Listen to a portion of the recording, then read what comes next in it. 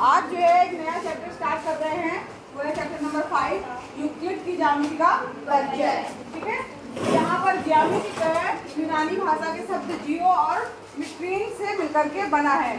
जियो का अर्थ होता है पृथ्वी या भूमि और मिट्रीन का अर्थ है मापना। ठीक है, इससे ऐसा प्रतीत होता है कि ज्यामिति का उद्भव भूमि मापने की आवश्यकता के कारण जो है वो हुआ है। और गणित की इस शाखा का अध्ययन विभिन्न रूपों में प्रत्येक प्राचीन सभ्यताओं के द्वारा किया गया, चाहे वह मिस्र हो, चाहे वो बेबीलोन हो, चीन हो, भारत हो, यूनान हो या इनकास। इन सभ्यताओं के लोगों को अनेक व्यवहारिक समस्याओं का सामना करना पड़ा और जिसमें ज्यामिति के विकास की मतलब विभिन्न प्रकार से आवश्यकता पड़ी। उनको जरूरत ऐसी महसूस हुई कि ज्यामिति का जो है वो खोज की जाए और उसको हम उपयोग करें। तो यहाँ पर देखिए, इसके बाद आगे दिया हुआ है, थोड़ा आप रीड कर लीजिएगा।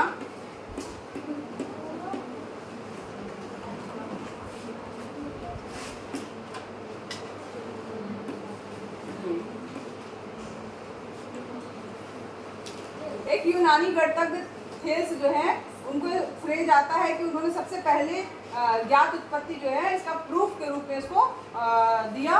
और यह उत्पत्ति इस कथन की थी कि वृत्त का व्यास जो है वृत्त को समद्विभाजित यानी दो बराबर भागों में बांटता है।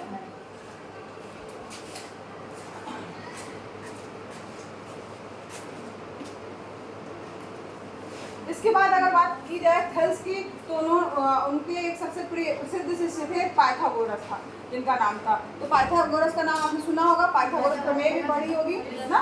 तो पाइथागोरस और उनके साथियों ने अनेक ज्यामितीय गुणों की खोज की और ज्यामिति के सिद्धांतों का अत्यधिक विकास किया। और इसके बाद ये प्रक्रिया जो है वो चालू रही। अब इसके बाद हम यूक्लिड की परिभाषाएं और क्या कहते हैं, ये यूक्लिड की भी बात अगर हम कर लेते हैं तो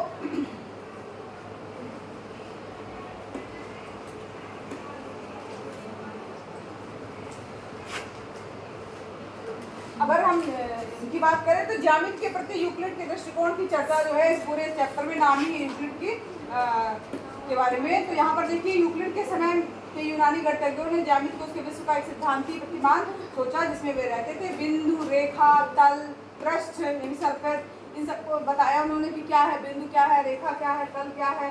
ठीक है, और उन वस्तुओं से मतलब उन अवधारणाओं को उन्होंने अच्छे से क्लियर किया। अब यहाँ पर अगर हम बात करें कि आकाश और उनके आसपास के ठोसों के अध्ययनों के आधार पर एक ठोस वस्तु की सिद्धांतीय ज्यामितीय अवधारणा विकसित की गई। और एक ठोस यानी सॉलिड का आकार होता है, माप और स्थिति होती है और उसे एक स्थान से दूसरे स्थान तक हम ले जा सकते हैं। इसकी परिसीमाएं यानी सरफेस का परिसीमाएं हैं, जो चारों ओर कितना जो बना हुआ है, तो उसका जो चारों ओर का जो है वो क्या कहलाता है, उसका सरफेस कहलाता है। ये आकाश के एक भाग को दूसरे भाग से पृथक करती है और इनकी कोई मोटाई नहीं होती। पृष्ठों की सीमाएं यानी वक्र, कर्व या सीधी रेखाएं होती हैं। इन रेखाओं के सिरे जो है वो बिंदु पॉइंट्स होते हैं। तो यहाँ पर अगर हम बात करें कि कुछ परिभाषाओं की, ठीक है, तो यहाँ पर कुछ परिभाषाएं दी गई है कि बिंदु क्या है। तो एक बिंदु वह है जिसका कोई भाग नहीं होता है। एक रेखा की अगर हम बात करें, एक रेखा जो है चौड़ाई रहित लंबाई होती है। मतलब एक रेखा क्या है, लंबी होती है, चौड़ाई उसमें नहीं होती है। ठीक है, अब एक रेखा के सिरे जो होते हैं वो क्या होते हैं, बिंदु होते हैं। एक सीधी रेखा ऐसी रेखा है जो स्वयं पर बिंदुओं के साथ सपाट रूप से स्थित होती है। एक पृष्ठ की अगर हम बात करें तो एक पृष्ठ वह है जिसकी केवल लंबाई और चौड़ाई होती है। फिर इसके बाद पृष्ठ के किनारे जो है वो रेखाएं होती हैं। एक समतल पृष्ठ की बात करें, प्लेन सरफेस की, तो ऐसा पृष्ठ जो स्वयं पर सीधी रेखाओं के साथ सपाट रूप से स्थित होता है। तो इस प्रकार से ये परिभाषाएं हैं। अब मेन जो है इसके जो है अभिग्रहितों की बात करें हम कि ये अभिग्रहित क्या है। यूक्लिड के कुछ अभिग्रहितों को बिना उनके द्वारा दिए गए क्रम के नीचे दिया जा रहा है। तो ये इंपॉर्टेंट है, उनको पढ़िए कि वे वस्तुएं जो एक ही वस्तु के बराबर हो, एक दूसरे के बराबर होती है। जैसे समांतर रेखाओं के लिए हमने पढ़ा है कि एक समांतर रेखा दूसरे के समानांतर है और दूसरी वाली तीसरे के समानांतर है, तो आपस में भी समानांतर होंगी। तो वही बात लिखा है। यदि बराबरों को बराबरों में जोड़ा जाए तो पूर्ण भी बराबर होते हैं। यदि बराबरों को बराबरों में से घटाया जाए तो शेषफल भी क्या होंगे, बराबर होंगे। जो वे वस्तुएं जो परस्पर संपाती हो एक दूसरे के क्या होती है, बराबर होती है। पूर्ण अपने भाग से बड़ा होता है और एक ही वस्तुओं के दुगने जो होते हैं वो परस्पर क्या होते हैं, बराबर। एक ही वस्तुओं के आधे जो होते हैं वो भी परस्पर क्या होते हैं, बराबर। अभिग्रहितों की बात की जाए तो यहाँ पर अभिधारणा है एक बिंदु से एक अन्य बिंदु तक एक सीधी रेखा खींची जा सकती है। मेन जो है इनके अपग्रहित पढ़िए, वो इम्पोर्टेंट है। दिए हुए दो अभिन्न बिंदुओं से होकर एक अद्वितीय रेखा खींची जा सकती है। ये सबको पता है कि दो बिंदुओं से कितनी रेखा खींची जा सकती है? एक और केवल एक। अगर एक बिंदु है तो अनंत, ठीक है, लेकिन अगर एक बिंदु है तो अनंत, अगर दो बिंदु है तो जैसे अगर इसको समझना हो तो ऐसे आप समझ सकते हैं। जैसे मान लीजिए एक बिंदु ये है, एक बिंदु ये, इन दोनों से होकर के एक केवल रेखा खींची जा सकती है, ठीक है। यहाँ पर जो है मान लीजिए मतलब ये जैसे इसको रेखा मतलब इसको आगे तक भी बढ़ा सकते हैं। अगर मान लो ये और ये दो बिंदु तो इनसे होकर के ये एक रेखा खींची जा सकती है। तो दो बिंदु से कितनी रेखा खींची जा सकती है? केवल एक। तो उसी को लिखा गया एक अद्वितीय रेखा खींची जा सकती है। अद्वितीय का मतलब हुआ उसके जैसा कोई नहीं है। अब लिखा है इसके बाद फिर अद्वितीय रेखा खींची जा सकती है। फिर इसके बाद यहाँ पर है एक शांत रेखा को अभिधारणा दो ये है कि एक शांत रेखा, ठीक है, को अनिश्चित रूप से बढ़ाया जा सकता है। अगर यदि मान लीजिए कोई दिया है, जैसे ये दो बिंदु दिए हुए हैं या इन दो बिंदुओं से बढ़ जाती हुई कोई रेखा जा रही है तो एक रेखा को जो है वो कहाँ तक बढ़ाया जा सकता है? अनंत तक। ये यहाँ पे तीर का निशान हम लोग इसलिए लगाते हैं कि हम इसको आगे तक बढ़ा सकते हैं। अभिधारणा 3 क्या है? किसी को केंद्र मानकर और किसी त्रिज्या से एक वृत्त खींचा जा सकता है। जैसे अगर मान लीजिए कोई बिंदु दिया है तो यहाँ पर क्या कहते हैं उसको केंद्र मान करके हम और कोई भी इसकी त्रिज्या लेकर के अलग अलग प्रकार में अलग अलग त्रिज्या लेकर के और एक वृत्त को हम खींच सकते हैं। अभिधारणा 4 क्या है? सभी समकोण एक दूसरे के बराबर होते हैं। नाम ही है समकोण। समकोण किसको कहा जाता है? 90 अंश के कोण को समकोण कहते हैं। तो सभी समकोण क्या होंगे? एक दूसरे के बराबर होंगे क्योंकि सभी 90 अंश के होंगे। अभिधारणा 5 क्या है? यदि एक सीधी रेखा दो सीधी रेखाओं पर गिरकर अपने एक ही और दो अंतः कोण इस प्रकार बनाए कि इन दोनों कोणों का योग मिलकर दो समकोणों से कम हो तो वे दोनों सीधी रेखाएं अनिश्चित रूप से बढ़ाए जाने पर उसी ओर मिलती है जिस यह योग दो समकोणों से कम होता है, ठीक है। तो यहाँ पर योग देखो, अब यहाँ पर ये दो ये है काट रही है, इनको आगे बढ़ाया जाएगा तो उसी ओर मिलेगी जो दो समकोणों से इनका योग जो है वो कम होगा, ठीक है। ये दिख ही रहा है कि ये मान लो अगर ये 90 डिग्री से थोड़ा सा ज़्यादा अगर है तो ये वाला तो कम है, तो समकोण से जो है वो कम होगा, इनको उसी ओर जाकर के ओर मिलेगी। उसके बाद तो आगे कृष्णावली में आए क्या? ठीक, अब आइए कृष्णावली में, कृष्णावली 5.1, ठीक है। अब आपको बताना है निम्नलिखित कथनों में कौन से कथन सत्य हैं और कौन से कथन असत्य हैं। अपने उत्तरों के लिए काट दीजिए। एक बिंदु से होकर केवल एक ही रेखा खींची जा सकती है। सही है कि गलत? ये सही है कि गलत? गलत है? Yes ma'am. हाँ, तो गलत तो है, तो क्यों गलत है ये? एक हाँ, क्योंकि एक बिंदु से होकर अनंत रेखाएं खींची जा सकती है। दो भिन्न बिंदुओं से लिख दीजिएगा, क्योंकि एक बिंदु से होकर अनंत रेखा है, दो भिन्न बिंदुओं से होकर जाने वाली असंख्य रेखाएं हैं। सही है गलत?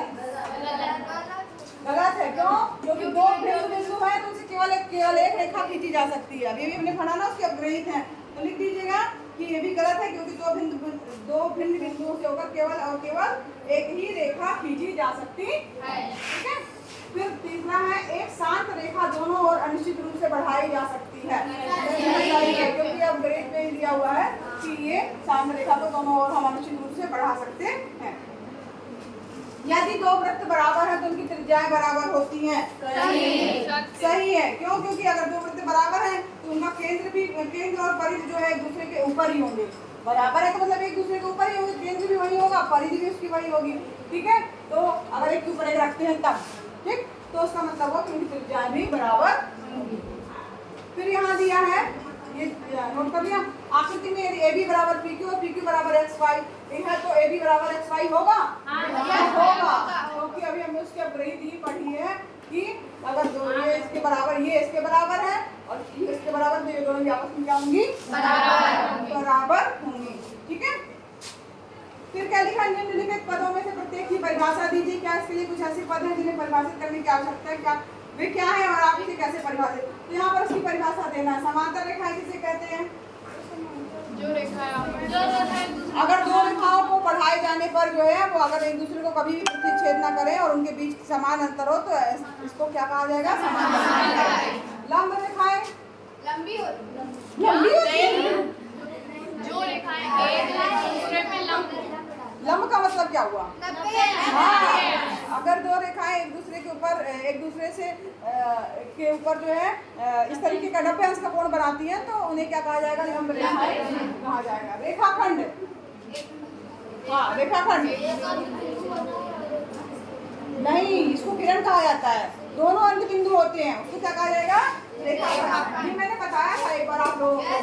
क्या बताया था कि देखो ये क्या है? रेखाखंड। ठीक, इसके दोनों बिंदु क्या होते हैं? निश्चित होते हैं। अगर ये एक बिंदु निश्चित है दूसरी तरफ बढ़ाया जा सकता है तो क्या बोलते हैं? किरण। ठीक है, और अगर दोनों तरफ बढ़ाया जा सकता है तो रेखा। ये है रेखाखंड। रेखा का खंड यानी भाग, रेखा का भाग है वो, उसके बिंदु जो होते हैं क्या होते हैं? निश्चित रहते हैं। अब रेखाखंड क्या है? एक बिंदु से दूसरे बिंदु तक जो है वो खींचा जा सके, जिसको केवल एक बिंदु से दूसरे बिंदु, दो बिंदु है तो उनसे जो बनेगा वो रेखाखंड ही कहलाएगा। वृत्त की त्रिज्या लिख सकते हो?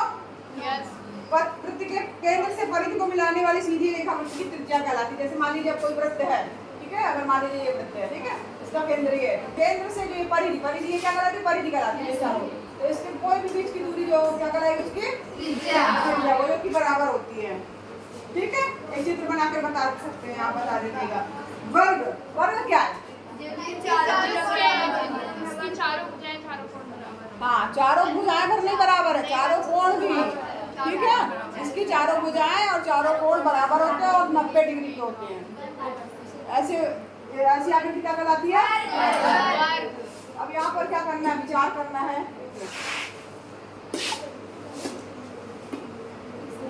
छोड़ो इसको, ये चौथा क्वेश्चन देखो। यदि दो बिंदु ए और बी के बीच एक बिंदु सी ऐसा है कि AC बराबर है BC, तो सिद्ध कीजिए कि AC बराबर है हाफ AB है। आकृति चित्र खींचकर इसे स्पष्ट कीजिए। ठीक है, यहाँ पर दिया है, इसको इसमें करें जरा। अब इसमें देखिए आप एक ऐसी आकृति खींच लीजिएगा कि A हो गया आपका, एक बिंदु ये है और एक बिंदु ये है। A और B के बीच एक क्या कहते हैं? बिंदु C है। A और B के बीच में क्या बिंदु क्या है? C। इस प्रकार से मान लीजिए बिंदु C है, ठीक है, ये बिंदु C इस प्रकार से है कि AC यानी ये वाला भाग जो है इसकी क्या है? CB के BC के बराबर है। तो सिद्ध कीजिए कि AC बराबर, हमें प्रूफ क्या करना है? तो लिख लीजिएगा, दिया है क्या? जो चीज दी है वो लिख लीजिए।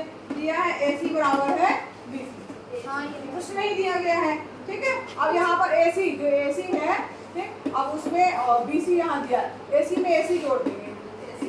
हाँ, मतलब दोनों तरफ AC जोड़ना है।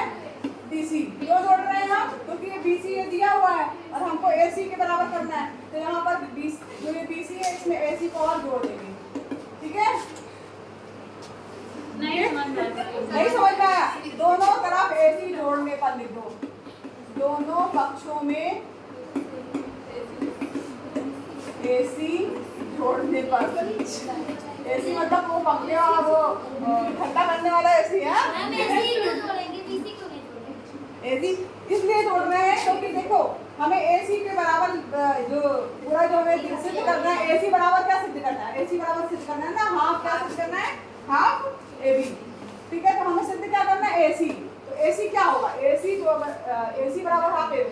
अब यहाँ पर AB आ रहा है, AB यहाँ से यहाँ तक है पूरा, ठीक है, तो यहाँ पर चूंकि यहाँ BC, अगर हम यहाँ BC दिया हुआ है तो ये इसका मतलब है ये, तो हमको क्या चाहिए? AB चाहिए है। AB कब आएगा? जब हम इसमें AC जोड़ देंगे। ठीक है, आया समझ में? क्योंकि हमको AC चाहिए है, ये यहाँ है, लेकिन यहाँ पर BC की जगह क्या चाहिए है? तो AB करने के लिए हमने इसमें क्या जोड़ा हुआ? अभी AB कैसे आएगा? हमारे पास में ये दिया है, ठीक, हमको चाहिए AB कैसे आएगा? जब हम उसमें AC को जोड़ेंगे। आया समझ में? आया? AC कितना हो गया? 2 AC। और BC और AC क्या हो गया? BC और AC क्या हो गया? AB। आया समझ में? तो यहाँ पर क्या प्रूफ करना है? AC बराबर क्या आ जाएगा? 1/2 AB, यही प्रूफ करना था। मैम जो भी AC प्लस AC बराबर फिर कभी AB लिख वाला पूछ सकता है। ये फिर से बता दे। देखो यहाँ पर BC है, BC का मतलब ये हुआ, AC है, AC का मतलब ये हुआ। तो जब इन दोनों को जोड़ देंगे तो इसका मतलब क्या हुआ? पूरा आ जाएगा। पूरा AB पूरा आ जाएगा।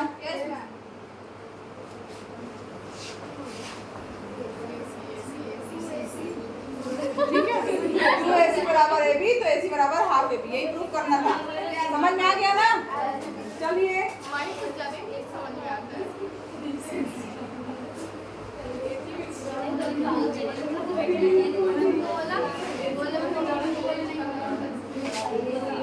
आगे बढ़ते हैं। छठवां क्वेश्चन देखिए, AC बराबर BD दिया है। AC यानी ये वाला जो है इसके बराबर है। मैम पांचवा सब नहीं बताएंगे, कुछ आपके लिए होमवर्क भी रहेगा जो छूटा है। हाँ तीसरा भी तो होमवर्क है ना, जो छूटे क्वेश्चन है वो आपके होमवर्क है।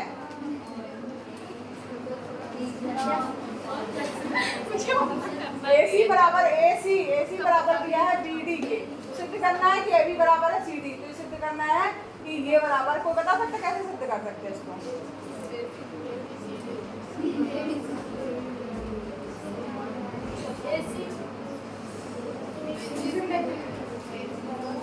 सोचिए।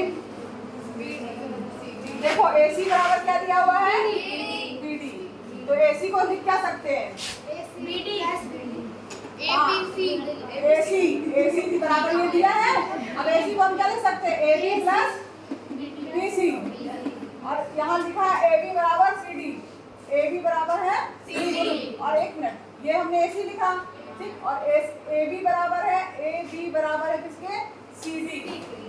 AB बराबर है CD। और इसको हम BD को क्या लिख सकते हैं? यहाँ BD लिखा है ना, BD को क्या लिख सकते हैं? BC plus CD। समझ आ रहा है? ये हमने AC को लिखा है और ये हमने BD, यानी इसको हमने क्या लिखा है? AC को AB प्लस BC, और इसको क्या लिखा है? BC plus CD। अब दोनों तरफ BC है, दोनों तरफ BC है, कट जाएगा। तो AB बराबर क्या जाएगा? AB बराबर आ गया, यही तो सिद्ध करना था। समझ में तो आ गया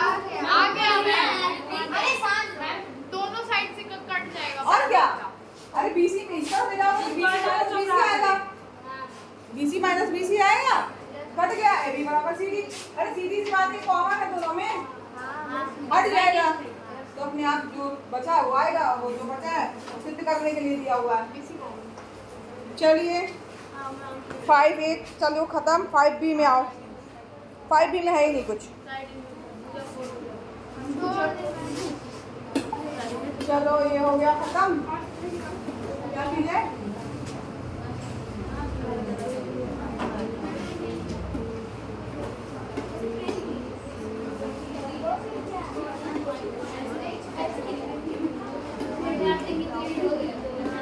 आप यूक्लिड की पांचवी अवधारणा को किस प्रकार लिखेंगे ताकि वह सरलता से समझी जा सके? तो यहाँ पर लिखिए, दो रेखाओं को समांतर रेखा कहा जा सकता है यदि उन दोनों के बीच की दूरी हमेशा नियत हो और वे दोनों कभी एक दूसरे से ना मिले।